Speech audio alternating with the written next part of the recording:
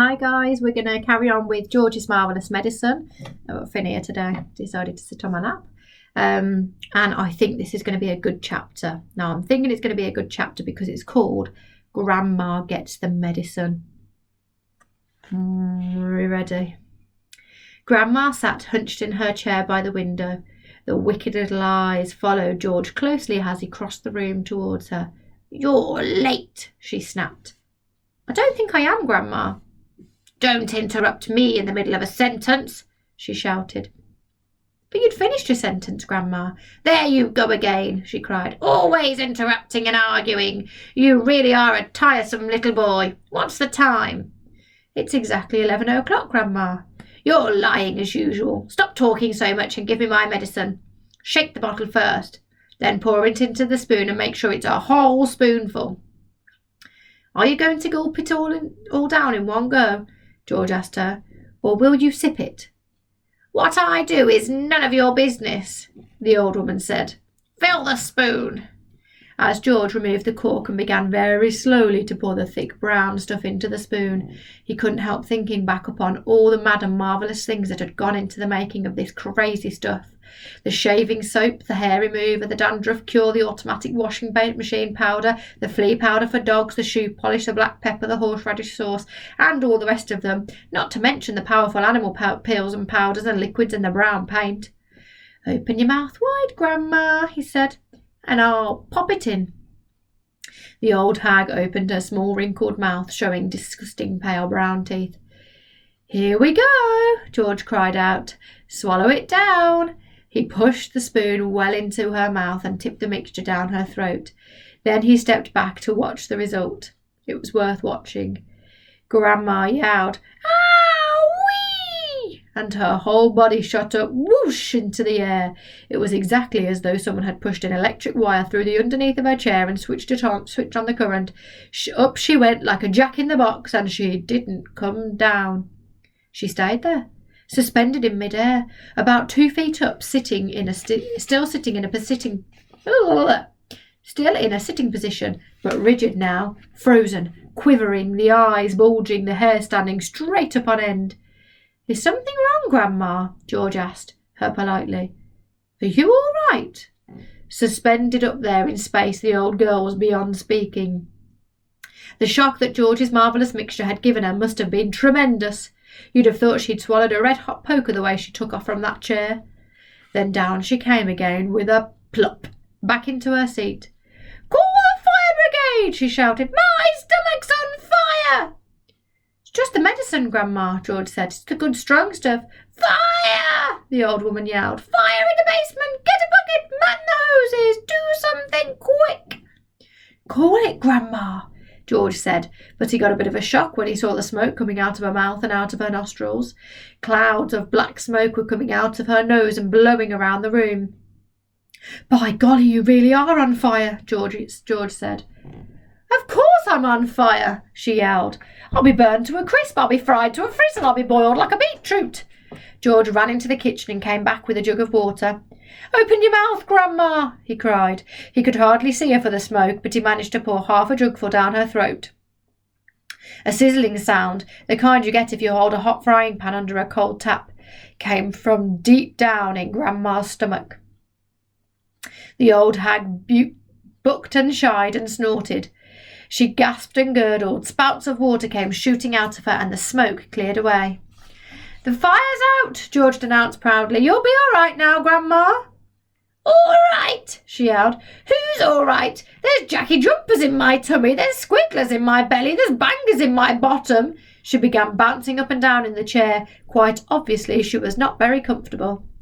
"You'll find it's doing you a lot of good, that medicine, Grandma," George said. "Good!" she screamed. "Doing me good! It's killing me!" Then she began to bulge. She was swelling. She was puffing up all over. Someone was pumping her up, that's how it looked. Was she going to explode? Her face was turning from purple to green. But wait! She had a puncture somewhere. George could hear the hiss of escaping air. She stopped swelling. She was going down. She was slowly getting thinner again, shrinking back slowly to her shrivelly old self. "How's things, Grandma?" George said. No answer. Then a funny thing happened. Grandma's body gave a sudden sharp twist and a sudden sharp jerk, and she flipped herself clear out of the chair and landed neatly on her 2 feet on the carpet. "That's terrific, Grandma!" George cried. "You haven't stood up like that for years. Look at you. You're standing all upon your own and you're not even using a stick." Grandma didn't even hear him. The frozen, pop-eyed look was back with her again now. She was miles away in another world. Marvellous medicine, George told himself. He found it fascinating to stand there watching what it was doing to the old hag. What next, he wondered. He soon found out. Suddenly, she began to grow. It was quite slow at first, just a very gradual inching upwards, up, up, up, inch by inch, getting taller and taller, about an inch every few seconds, and in the beginning, George didn't notice it. But when she had passed the 5'6" mark and was going on up towards being 6 feet tall, George gave a jump and shouted, "Hey, Grandma, you're growing! You're going up!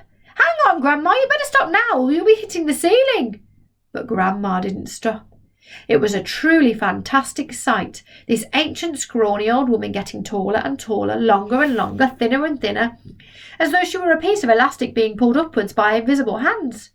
When the top of her head actually touched the ceiling, George thought she was bound to stop. But she didn't. There was a sort of scrunching noise and bits of plaster and cement came raining down. "Hadn't you better stop now, Grandma?" George said.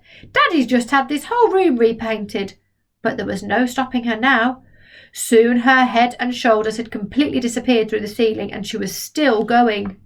George dashed upstairs to his own bedroom and there she was, coming up through the floor like a mushroom. "Whoopee!" she shouted, finding her voice at last. "Hallelujah! Here I come!" "Steady on, Grandma," George said, with a hearty no-no, "and up we go," she shouted. "Just watch me grow." "This is my room," George said. "Look at the mess you're making."